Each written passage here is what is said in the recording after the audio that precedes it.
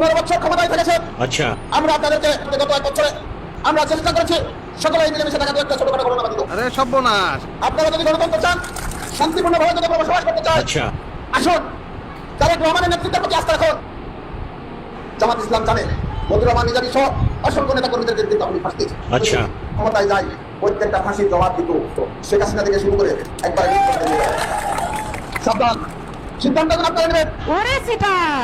আমরা কারো জমি দখল করবো না, আমরা কারো বাড়ি দখল করবো না, আমরা কারো ঘর দখল করবো না, আমরা কারো নাই ভাবে কাউকে গ্রেফতার করবো না। আচ্ছা, এরপর আত্মীয় স্বজন নাই, তাদের নিয়ে আপনারা একটু পাবনা নিয়ে ভর্তি করে দেন, যত টাকা লাগে আমি দিই। এর নেত্রী বলেছেন যে জামাত করো, এই কথা হাদিসে কোথাও নাই। হাদিসে আছে যারা রাজনীতি করে গেছে শহীদ জিয়ার রাজনীতি করো।